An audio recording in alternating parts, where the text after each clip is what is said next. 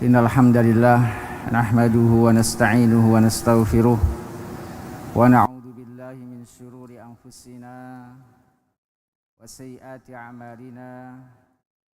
May yahdihillahu fala mudilla lahu wa may yudlil fala hadiya lahu. Asyhadu an la ilaha illallah wahdahu la syarika lah wa asyhadu anna Muhammadan abduhu wa rasuluh. Allahumma salli wa sallim wa barik ala nabiyyina Muhammad wa ala alihi wa ashabihi wa man sara ala nahjihi wa qatafa atharahu ila yaumiddin. Amma ba'd, fa inna asdaqal hadis kitabullah wa khairul hadi Muhammadin sallallahu alaihi wasallam wa syarrul umuri muhdatsatuha fa inna kulla muhdatsatin bid'ah wa kulla bid'atin dhalalah wa kulla dhalalatin finnar. Allahumma fa'alna bima 'allamtana wa 'allimna ma yanfa'una wa zidna ilman. Allahumma inna nas'aluka ilman nafi'an wa rizqan thayyiban wa 'amalan mutaqabbalan. Wa ba'd, fa ya ayyuhal ikhwah, para santri dan santriwati Ma'had Al-Furqan dan para jamaah salat Maghrib Masjid Jami Al-Furqan rahimani wa rahimakumullah. Mudah-mudahan Allah Subhanahu wa taala senantiasa merahmati dan memberkahi kita semua. Alhamdulillah, pada malam hari ini kita semua kembali dipertemukan oleh Allah Subhanahu wa taala di masjid yang insyaallah penuh barakah dalam rangka melanjutkan kajian kita dari kitab At-Tajrid Sharih li Ahaditsil Jami' As-Sahih karya Al-Imam Az-Zabidi rahimahullah ta'ala, yang merupakan ringkasan dari kitab Sahih Al-Bukhari rahimahullahu ta'ala.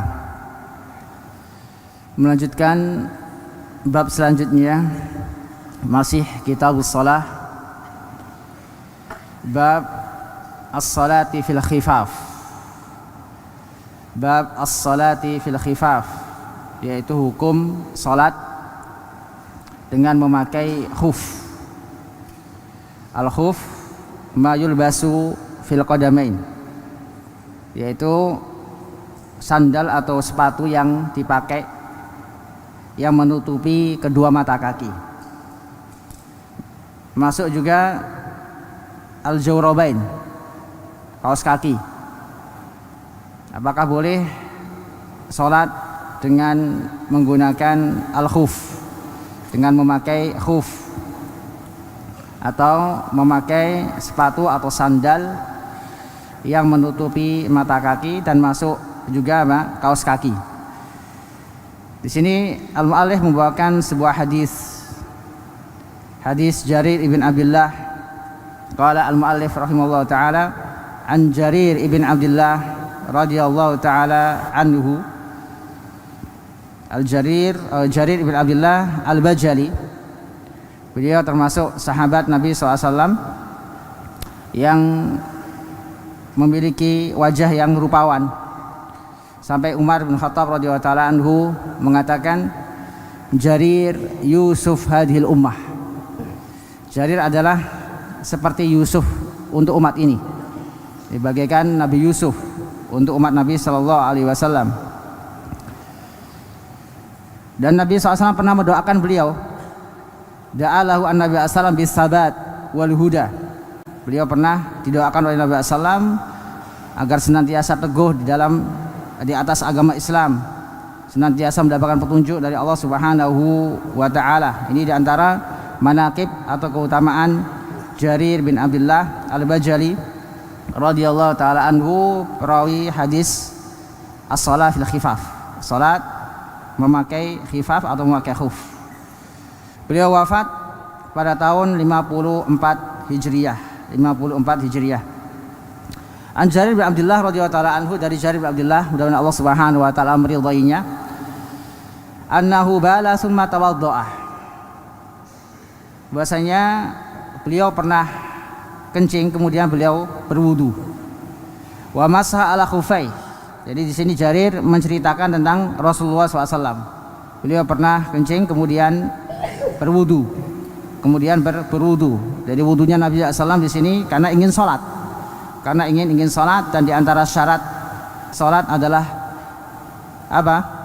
Terbebas dari hadas, baik itu hadas kecil maupun hadas besar. Karena itu Nabi SAW berwudu setelah kencing. Wa masaha ala khufai. Jadi ketika Rasulullah SAW ingin membasuh kakinya, beliau hanya mengusap pada kedua khufnya, pada kedua sepatunya, karena Rasulullah SAW sedang dalam memakai khuf, khuf. Maka di sini terdapat syariat, disunahkan bagi orang yang memakai khuf ketika ingin berwudu tidak perlu melepas. Jadi disunahkan untuk mengusap di atas khuf, sebagaimana Nabi SAW dalam hadis ini. Wa masa ala khufai. Namun ketika kita ingin mempraktekkan sunnah ini, hendaknya sebelumnya dalam keadaan berwudu. Jadi antara syarat mengusap khuf sebelum wudu kita batal, hendaknya kita dalam keadaan bersuci terlebih dahulu. Ya, sebelum kita memasukkan kaki kita ke dalam khuf, ke dalam sepatu atau sandal yang menutupi mata kaki atau ke dalam kaos kaki, hendaknya dalam keadaan suci. Ini salah satu syarat bagi yang ingin mempraktekkan sunnah ini, yaitu al-masu alal khufain, mengusap khuf atau sepatu yang menutupi atau sandal yang menutupi kedua mata kaki atau kaos kaki. Summa qama fa shalla. Kemudian Rasulullah SAW berdiri dan salat. Salat dalam keadaan apa? Memakai khuf, dalam keadaan memakai sepatu yang menutupi kedua mata kaki beliau sallallahu alaihi wasallam. Maka Al-Imam Al-Bukhari berdalil dengan kalimat ini tentang bolehnya memakai khuf ketika salat. Bolehnya memakai khuf ketika salat. Namun perlu diperhatikan, ketika kita salat di dalam masjid yang berlantai, maka lebih utama melepas khuf kita. Kita lepas khuf kita demi menjaga kebersihan masjid. Jadi hadis ini berlaku tatkala kita sholat di sahra, di padang pasir, atau di tanah lapang, atau di masjid yang tidak ada lantainya seperti masjid-masjid yang dulu, atau sebagian masjid mungkin sampai sekarang tidak ada lantainya dan boleh memakai khuf misalnya. Atau boleh kita mempraktikkan sunnah ini tatkala kita memakai kaos kaki. Tatkala kita memakai kaos kaki bisa kita praktekkan sunnah ini, karena ini termasuk sunnah yang banyak ditinggalkan oleh kaum muslimin. Sunnah yakni salat dengan memakai khuf atau yang semisalnya yang menutupi mata kaki. Jadi syaratnya apa? Khuf tersebut harus menutupi mata kaki, baik itu sandal atau sepatu.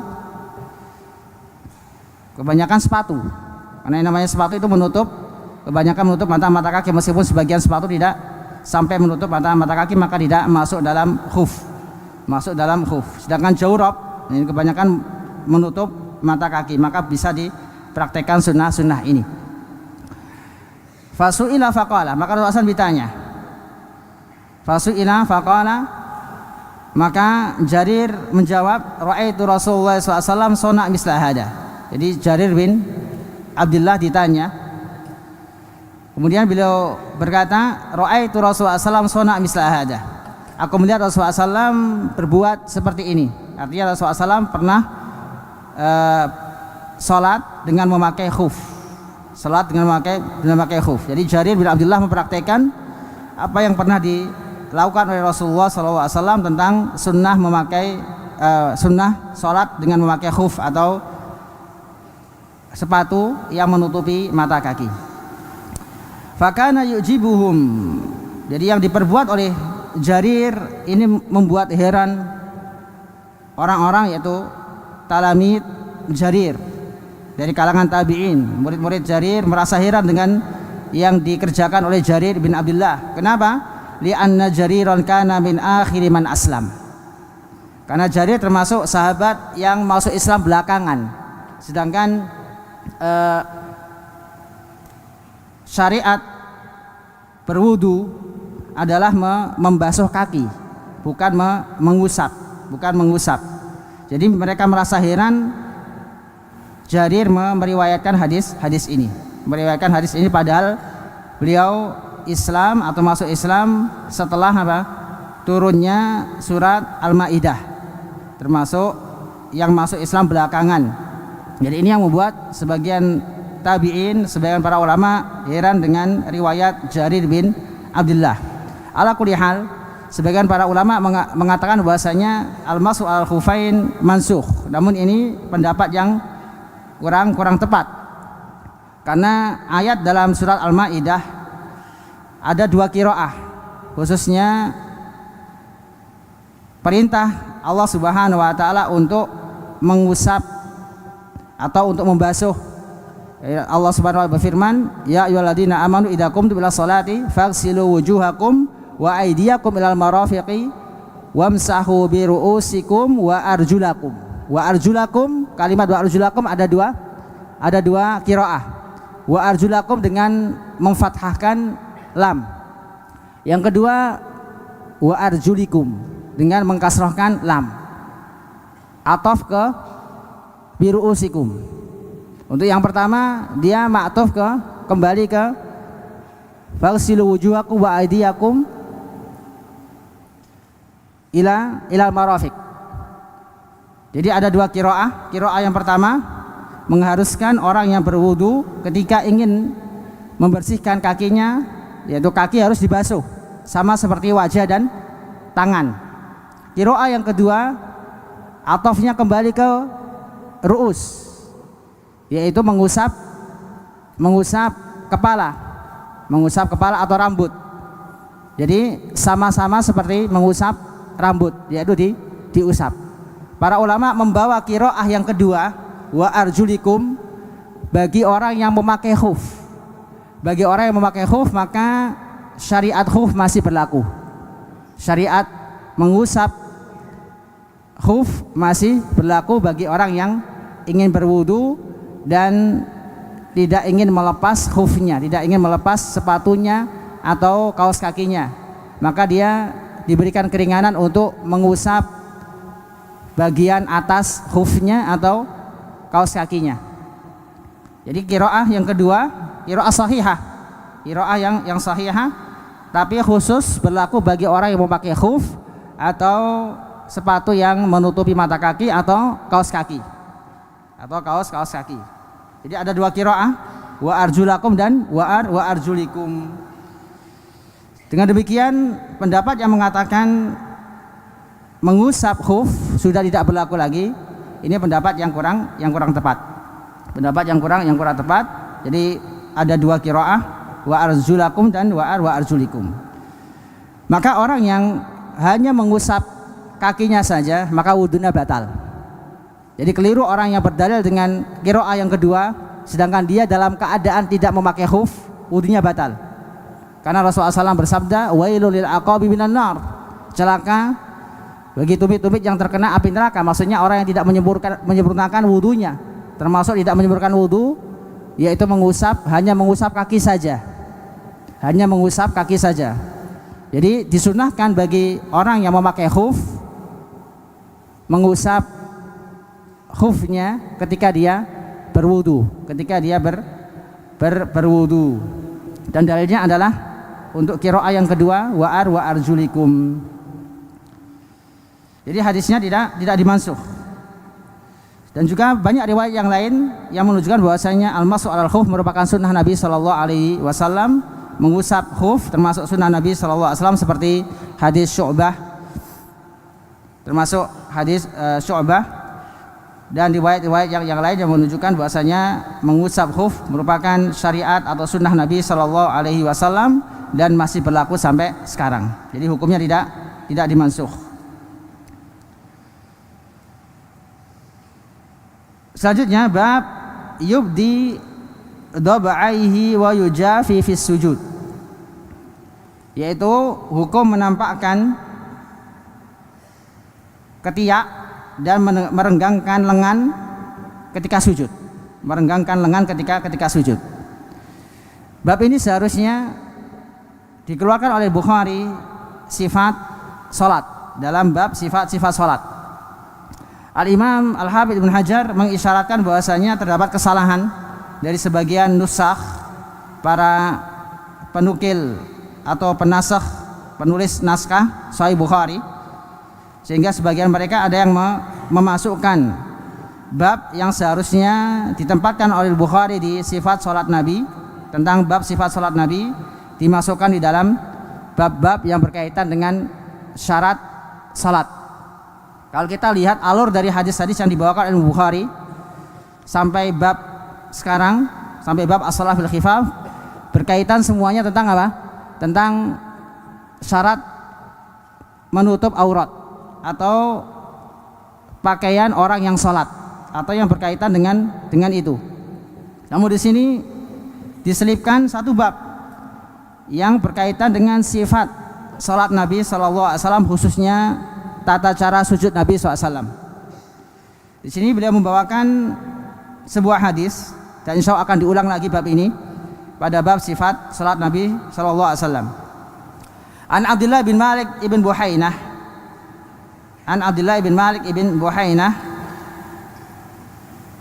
yang wafat pada tahun 59 Hijriah. Ada khilaf dengan para ulama. Beliau wafat tahun 54 atau 59, ada khilaf di antara para ulama terkait wafatnya Abdullah bin Malik ibn Buhainah radhiyallahu taala anhu. Anna Nabi sallallahu kana idza shalla, wa Nabi sallallahu tatkala beliau salat, farraja baina yadayhi, beliau merenggangkan kedua tangannya. Merenggangkan kedua tangannya hatta yabdua bayadu ibtai, sampai nampak putih ketiak Nabi sallallahu alaihi wasallam. Sampai nampak putihnya ketiak Nabi sallallahu alaihi wasallam. Namun para ulama membawa hadis ini ketika seorang salat sendirian atau ketika dia mengimami salat. Karena enggak mungkin kita mempraktikkan sunnah ini ketika kita salat berjamaah. Ketika kita dalam keadaan makmum, ini akan mengganggu apa? Teman kita yang salat di samping kita. Jadi hadis ini berlaku tatkala kita sholat sendirian atau kita menjadi imam. Jadi di antara sifat sholat Nabi SAW, khususnya ketika sujud, beliau merenggangkan kedua tangannya sampai nampak putihnya ketiak Nabi SAW, sebagaimana yang dilihat oleh Abdullah bin Malik ibn Buhainah radhiyallahu taala anhu. Ayo ikhwah azanillahu wa iyyakum, selanjutnya bab fadl istiqbalil kiblah, bab keutamaan menghadap kiblah. Bab keutamaan menghadap kiblah. Di sini Al-Imam Al-Bukhari mengisyaratkan bab-bab tentang apa? Tentang syarat yang kedua dari syarat-syarat salat, yaitu berkaitan dengan menghadap kiblat. Jadi selesai beliau menyebutkan hadis-hadis yang berkaitan tentang syarat yang pertama, yaitu menutup aurat, dan masalah-masalah yang berkaitan dengan pakaian orang yang sholat. Selanjutnya beliau akan membawakan hadis-hadis tentang syarat yang kedua dari syarat sholat, yaitu istiqbalul kiblah. Beliau memulai dengan keutamaan menghadap kiblat. Keutamaan menghadap kiblat. Kita tahu bahwasanya ketika kita sholat, kita diperintahkan untuk menghadap kiblat. Keutamaannya adalah mentaati perintah Allah Subhanahu wa taala. Karena Allah Subhanahu wa taala berfirman, "Fawalli wajhaka syatrul Masjidil Haram." Maka hadapkanlah wajahmu ke arah Masjidil Haram. Wa haitsuma kuntum fawallu wujuhakum syatrah. Dimanapun kalian berada, maka hadapkanlah wajah kalian, yaitu menghadap Masjidil Haram. Dan sebelumnya kaum muslimin, nanti akan ada hadis yang menjelaskan bahwasanya di awal Nabi SAW diangkat menjadi nabi sampai diwajibkannya salat, disyariatkan salat, kaum muslimin khususnya ketika di Madinah menghadap kiblatnya ke Baitul Maqdis selama 6 bulan atau 17 bulan, 16 bulan atau 17 bulan. Insyaallah akan ada hadis tentang itu. Di sini beliau membawakan hadis dari Anas bin Malik radhiyallahu taala anhu. An Anas bin Malik radhiyallahu taala anhu qala Rasulullah sallallahu alaihi wasallam man shalla salatana wastaqbala qiblatana. Barang siapa yang salat seperti salat kami dan menghadap kiblat seperti kiblatnya kami, yaitu Al-Masjidil Haram. Kiblatnya umat Nabi SAW setelah dipindahkan dari Masjidil Aqsa atau Baitul Maqdis ke Masjidil Haram. Jadi ketika kita menghadap kiblat, kita mendapatkan keutamaan, yaitu mentaati perintah Allah Subhanahu wa taala. Di menghadap kiblat merupakan ibadah dan merupakan syiar Islam. Wastaqbala qiblatana. Dan barang siapa yang salat menghadap kiblat kami. Di sini disebutkan secara khusus, padahal menghadap kiblat merupakan bagian dari salat. Kita tahu di antara syarat sahnya salat yaitu menghadap kiblat. Maka pengkhususan ini disebutkan secara khusus, ini menunjukkan begitu pentingnya menghadap kiblat. Sekaligus menunjukkan keutamaan menghadap kiblat ketika salat.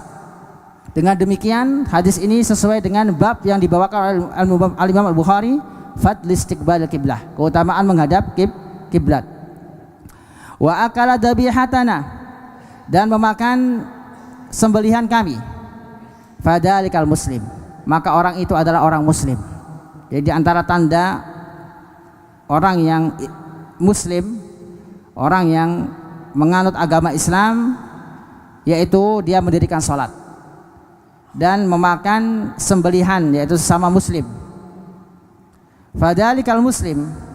Di sini bisa kita ambil faidah bahwasanya Islam ketika menghukumi orang, ketika menghukumi apakah orang itu muslim ataukah kafir, dilihat zahirnya. Kalau dia salat dan menjalankan rukun-rukun Islam yang lainnya, maka dia muslim. Adapun apabila dia menyembunyikan kekufurannya, itu urusan dia dengan Allah Subhanahu wa taala. Urusan dia dengan Allah Subhanahu wa taala. Kita tidak boleh mengeluarkan orang Islam dari keislamannya kecuali dengan dalil, kecuali dengan bukti yang nyata. Karena menghukumi orang Islam sebagaimana disebutkan oleh para ulama, yaitu dilihat dari zahirnya. Ketika dia salat dan menjalankan rukun-rukun Islam yang lainnya, maka dihukumi muslim. Enggak boleh kita mengeluarkannya dari agama Islam. Fadzalikal muslim alladzi lahu dimmatullah wa dimmatu rasulih, yang mana dia mendapatkan atau memiliki perlindungan dari Allah Subhanahu wa taala, dilindungi oleh Allah Subhanahu wa taala dan rasulnya. Fala tukhfirullaha fi dimmatihi, maka janganlah kalian mengkhianati perlindungan dari Allah Subhanahu wa taala padanya. Artinya apa? Kita tidak boleh mengeluarkan orang yang zahirnya Islam dari Islam kecuali dengan bukti yang jelas. Kecuali dengan bukti yang jelas. Syekhul Islam mengatakan, man dakhala al-Islam bil yaqin fala yajuz ikhrajuhu illa bil yaqin, atau kama qala Syekhul Islam. Syekhul Islam pernah mengatakan, barang siapa yang masuk Islam dengan, maka enggak boleh siapapun mengeluarkannya dari keislamannya sesuai kecuali dengan keyakinan, kecuali dengan bukti yang jelas. Karena itu kita enggak boleh bermudah-mudahan dalam mengkafirkan orang. Tidak boleh kita bermudah-mudahan dalam mengkafirkan orang kecuali apabila kita memiliki bukti yang nyata. Maka sekali lagi hadis ini menunjukkan kepada kita tentang keutamaan menghadap kiblat. Bahwasanya menghadap kiblat merupakan ibadah atau qurbah azimah, dan merupakan syiar dari syiar Islam, di mana kaum muslimin ketika salat seluruhnya menghadap kiblat, menunjukkan wajibnya menghadap kiblat ketika salat, dan bahwasanya menghadap kiblat merupakan perintah Allah Subhanahu wa taala. Selanjutnya bab qaulillahi ta'ala wattakhidu min maqami Ibrahim musalla. Dan jadikanlah tempat berdirinya Nabi Ibrahim sebagai musalla, ai al-qiblah, sebagai kiblat, yaitu antara makam Ibrahim dengan Ka'bah. Disunahkan bagi yang selesai tawaf salat di belakang makam Ibrahim. Ini hukumnya sunnah. Disunahkan bagi orang yang selesai tawaf umroh atau tawaf haji, disunahkan baginya salat di belakang makam Ibrahim. Yang dimaksud dengan musalla di sini adalah kiblah. Jadi hadis yang akan dibawakan oleh mu'alif di sini hadis yang berkaitan dengan salat dan juga berkaitan dengan haji, atau umrah. Maka di antara sunnah-sunnah ketika selesai tawaf adalah menghadap makam Ibrahim atau menghadap kiblat. Dia jadikan makam Ibrahim antara dia dengan kiblat, yaitu makam Ibrahim. Artinya dia sholat di belakang makam Ibrahim, dan ini hukumnya sunnah. Boleh baginya untuk sholat dimanapun di Masjidil Haram selama menghadap kiblah apabila dalam keadaan ramai. Karena di waktu-waktu tertentu atau di musim-musim umrah atau haji terkadang susah. Selesai tawaf ingin sholat di belakang makam Ibrahim susah, maka boleh sholat di Masjidil Haram, di tempat manapun di Masjidil Haram, meskipun tidak sholat tepat di belakang makam Ibrahim. Beliau membawakan dua hadis di sini. Pertama hadis Ibnu Umar, an Ibnu Umar radhiyallahu taala anhuma, dari Ibnu Umar, mudah-mudahan Allah Subhanahu wa taala meridhai keduanya. Ibnu Umar berarti Umar ibn Abdullah ibn Umar. Mudah-mudahan Allah Subhanahu wa taala meridhai keduanya. Abdullah sahabat, Umar juga sahabat Nabi sallallahu alaihi wasallam. Karena itu di sini disebutkan radhiyallahu anhuma dengan dhamir musanna, Mudah-mudahan Allah Subhanahu wa taala meridhai keduanya karena dua-duanya sahabat. Abdullah bin Umar ditanya, annahu su'ila an rajulin tawafa bil baiti lil umrah. Beliau ditanya tentang orang yang tawaf mengelilingi Ka'bah, yaitu tawaf umrah. Ditanya tentang orang yang tawaf mengelilingi Ka'bah, yaitu tawaf umrah. Walam yatuf baina Safa wal Marwah. Namun dia belum melakukan sa'i antara Safa dan Marwah. Ayati yamra'atahu, apakah boleh baginya untuk menggauli istrinya? Padahal kurang satu rukun lagi, kurang dua rukun, yaitu sa'i dan tahallul. Karena rukun umrah itu ada tiga. Pertama tawaf, kedua sa'i, dan yang ketiga tahallul. Setelah itu dia boleh melakukan yang sebelumnya diharamkan ketika dalam keadaan ihram. Ya satu lagi rukunnya yaitu ihram. Jadi ihram, kemudian tawaf, kemudian sa'i dan tahallul. Ada 4 rukunnya. Ayati yamra'atahu, apakah boleh dia mendatangi istrinya, yaitu menggauli istrinya? Faqala, maka Ibnu Umar menjawab, qadiman Nabi SAW fatafa bil baiti sab'an. Rasulullah SAW datang ke Mekah, kemudian beliau tawaf di Ka'bah sebanyak 7 kali. Wa shalla khalfal maqam raka'atain. Dan Nabi SAW salat di belakang makam Ibrahim sebanyak 2 rakaat. Nah, di sini disunahkan kita salat termasuk sunnah setelah tawaf, yaitu salat 2 rakaat di belakang makam Ibrahim jika memungkinkan. Salat di belakang makam Ibrahim sebanyak 2 rakaat. Wa tawafa baina Safa wal Marwah. Kemudian Nabi SAW tawaf antara Safa dan Marwah. Wa qad kana lakum fi Rasulillahi uswatun hasanah, dan sungguh ada dalam diri Rasulullah SAW suri tauladan yang baik. Artinya apa? Ikutilah sebagaimana Rasulullah SAW umrah, yaitu selesai tawaf beliau sa'i. Ikutilah sebagaimana Rasulullah SAW melaksanakan manasik umrahnya, yaitu Rasulullah SAW salat setelah tawaf, kemudian sa'i antara Safa dan Marwah sebanyak 7 kali. Di sini Ibnu Umar tidak menjawab secara langsung. Dalam riwayat yang lain dari hadis Jabir bin Abdullah, beliau juga ditanya, seperti pertanyaan Ibnu Umar tentang bolehnya jima atau menggauli istri setelah tawaf, jadi belum melaksanakan sa'i. Apakah boleh? Apakah boleh? Jabir bin Abdullah mengatakan, la yaqrabannaha hatta yatuf baina Safa wal Marwah. Janganlah dia menjimai atau menggauli istrinya sampai melakukan sa'i antara Safa dan Marwah. Antara Safa dan Marwah. Taib, yang dijadikan dalil oleh Al-Imam Al-Bukhari dari hadis ini yaitu kalimat wa shalla khalfal maqam rakaatain. Dan Rasulullah SAW salat di belakang makam, yaitu makam Ibrahim, sebanyak 2 rakaat. Ini ada isyarat apa? Menghadap kiblah. Karena makna wattakhidu min maqam Ibrahim musalla, makna musalla di sini adalah kiblat. Jadi di antara syarat diterimanya salat, syarat sahnya salat yaitu menghadap kiblat. Tidak sah salat tanpa menghadap kiblat. Para ulama mentafsir di sini, bagi orang yang berada di sekeliling Ka'bah, artinya dia melihat Ka'bah, maka wajib dia menghadap Ka'bah ketika sholat, baik itu sholat sunnah atau sholat wajib.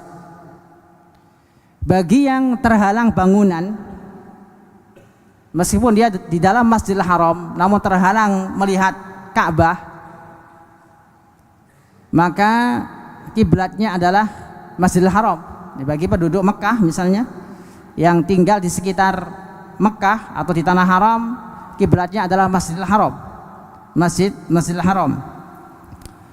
Bagi yang tinggal di luar Mekah,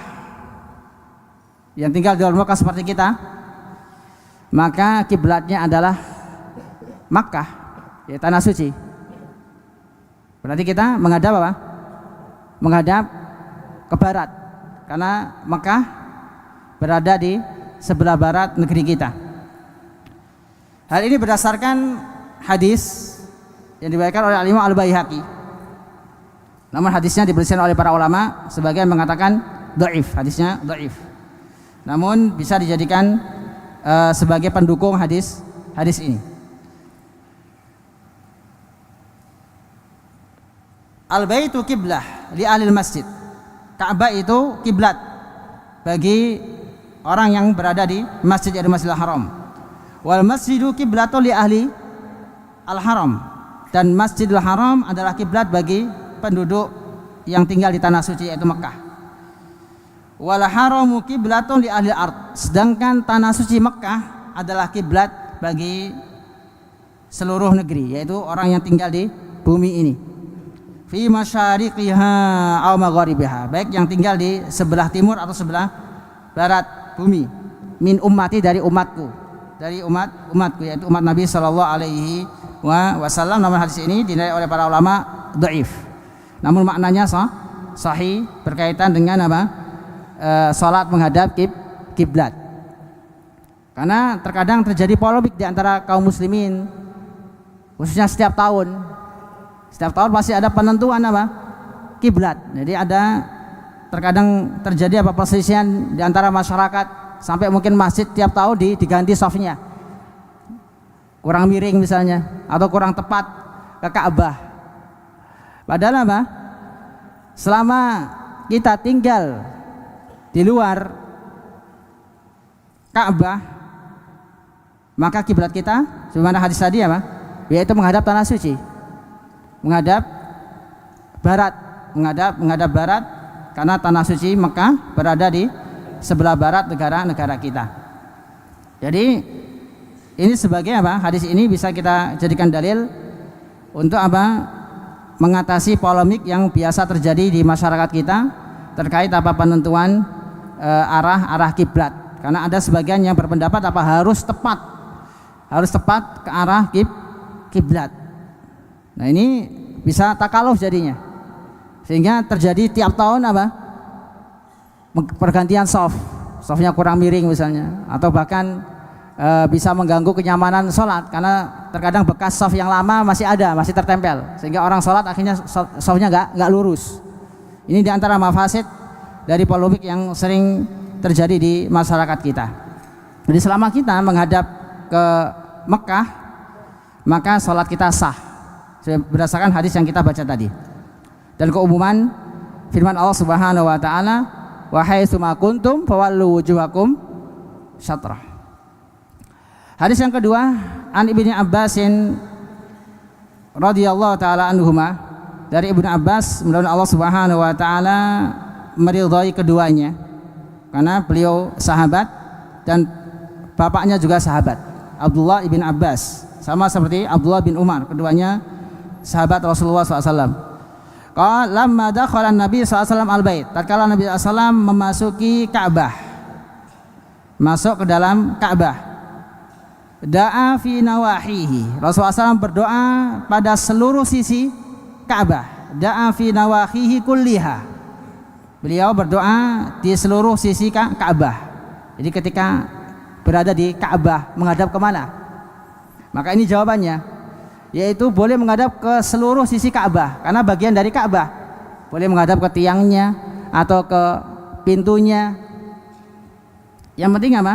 Menghadap ke seluruh sisi Ka'bah sebagaimana dilakukan oleh Rasulullah sallallahu alaihi wasallam. Jadi boleh ke pintunya atau ke arah dindingnya atau ke arah tiangnya. Ini bagi yang berada di dalam Ka'bah. Bagaimana kiblatnya, yaitu menghadap kemanapun atau dimanapun sisi Ka'bah yang dia inginkan. Walam yusolli hatta kharaja minhu, dan Nabi SAW tidak sholat di dalam Ka'bah, hanya berdoa saja sampai beliau keluar darinya, dari Ka'bah. Namun hadis ini terdapat hadis yang lain yang sahih yang menyelisih hadis ini. Ada khilaf di antara para ulama terkait hadis ini, karena ada hadis yang lain yaitu hadis Bilal yang menyatakan bahwa Rasulullah SAW ketika masuk Ka'bah, ketika saat itu Bilal menemani Rasulullah SAW bersama Utsman bin Thalhah, masuk menemani Rasulullah SAW ke dalam Ka'bah, dan diriwayatkan oleh Bilal bahwasanya Rasulullah SAW sholat menghadap pintu Ka'bah, menghadap pintu Ka'bah. Lalu bagaimana kita menjamak antara dua hadis ini? Wallahu ta'ala alam. Sebagian para ulama langsung mentarjih dengan menggunakan kaidah al-musbit muqaddamun ala an-nafi, yaitu yang menetapkan lebih didahulukan daripada yang menafikan. Di sini Ibnu Abbas dalam riwayat ini beliau menafikan bahwa Nabi SAW sholat di dalam Ka'bah, sedangkan Bilal menyatakan bahwa Rasulullah SAW sholat di dalam Ka'bah menghadap pintu Ka'bah, menghadap pintu Ka'bah. Maka para ulama merojihkan riwayat Bilal, riwayat Bilal, karena Bilal pada saat itu melihat langsung Rasulullah SAW. Beliau lebih mengetahui keadaan Rasulullah SAW daripada Ibnu Abbas yang pada saat itu dia tidak ikut bersama Nabi SAW, yaitu masuk ke dalam Ka'bah. Falamma kharaja, tatkala Rasulullah SAW keluar, raka'a raka'ataini fi qubulil Ka'bah, Rasulullah SAW salat 2 rakaat. Rakaat di sini maksudnya salat, bukan ruku. Di sini disebutkan sebagian, namun yang diinginkan adalah keseluruhan, yaitu maksudnya adalah salat. Raka'a raka'atain, Rasulullah SAW salat 2 rakaat di hadapan Ka'bah, fi qubulil Ka'bah. Kemudian beliau mengatakan wa qala hadil qiblah, ini adalah kiblat. Ini adalah kiblat. Yaitu ketika Rasulullah SAW keluar, kemudian beliau salat 2 rakaat di hadapan Ka'bah, beliau mencari tempat di depan Ka'bah, kemudian mengatakan ini adalah kiblat. Ini adalah kiblat. Para ulama mengeluarkan faedah dari hadis ini bahwasanya ini berlaku bagi seluruh umat Nabi SAW, khususnya bagi imam Masjidil Haram. Maka apa? Disunahkan baginya menghadap kiblat di tempat di mana Rasulullah SAW keluar setelah masuk Ka'bah. Beliau keluar, kemudian beliau sholat tepat di hadapan Ka'bah. Ini khusus bagi imam dan juga bagi yang berada di dalam Masjidil Haram atau berada di hadapan Ka'bah alias Ka'bah terlihat. Maka kiblatnya orang yang dalam keadaan di mataf atau di lingkaran tawaf, tentunya dia melihat Ka'bah, maka kiblatnya adalah ke Ka'bah. Bagi yang terhalang bangunan, maka kiblatnya menghadap Masjidil Haram. Ini bagi penduduk Mekah, dan bagi yang tinggal di luar Mekah, maka kiblatnya adalah ke arah Mekah. Wallahu taala a'lam. Kita lanjutkan insyaallah hadis berikutnya pada pertemuan selanjutnya biidznillah taala. Ada pertanyaan?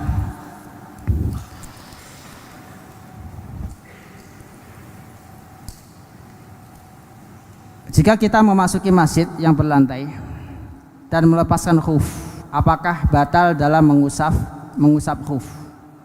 Apakah batal dalam mengusap khuf? Berkaitan dengan syarat memakai khuf. Ketika kita dalam keadaan memakai khuf, maka dianjurkan tidak melepas khuf kita. Jadi ketika kita masuk ke dalam masjid dalam keadaan memakai khuf dan masjid itu berlantai, tentunya kita harus melepasnya. Kalau tidak apa? Bisa mengotori masjid, bisa dimarahi DKM masjid kita. Maka wajib bagi kita melepas khuf kita. Wajib bagi kita melepas khuf kita. Kalau khuf kita memakai khuf, kemudian kita memakai kaos kaki juga, tidak perlu kita melepaskan kaos kaki kita. Nah, lantas pertanyaannya, apakah batal dalam mengusap khuf? Apakah batal dalam mengusap khuf? Maka jawabannya ya, hendaknya kita ulang lagi wudu kita. Hendaknya kita ulang lagi wudu kita. Apa gunanya kita salat memakai wudu pakai khuf, sedangkan kita tidak salat memakai khuf? Jadi di antara syaratnya adalah apa? Kita memakainya bagi yang mukim sebanyak 1 hari 1 malam, selama 1 hari 1 malam. Bagi yang musafir yaitu 3 hari 3 malam. Ini mudah atau batasan memakai khuf. Artinya apa? Kalau melepas maka batal. Harus dia apa? Mengulang lagi wudunya, kemudian masuk masjid. Kemudian masuk masjid. Kecuali dia dalam keadaan memakai jawrab, memakai kaos kaki juga. Memakai kaos kaki. Wallahu taala alam. Selanjutnya, apakah dibolehkan sholat dengan sajadah alas kasur, sajadah atau alas kasur dan sujud di atas kasur? Oh, maksudnya kasur kemudian di atasnya ada sajadah lagi. Boleh. Selama apa? Tidak ada gambar pada sajadah atau alas kasur tersebut. Karena hukumnya makruh ketika kita sholat di atas sajadah atau kasur yang bergambar, karena bisa mengganggu kekhusyuan sholat kita. Wallahu ta'ala alam. Masih banyak pertanyaan, mungkin bisa kita jawab di lain kesempatan. Wallahu ta'ala alam. Kita tutup dengan bacaan kafaratul majlis. Subhanakallahumma bihamdika asyhadu an la ilaha illa anta astaghfiruka wa atubu ilaik. Assalamualaikum warahmatullahi wabarakatuh. Al Furqan TV, saluran pendidikan, dakwah dan inspirasi Islami.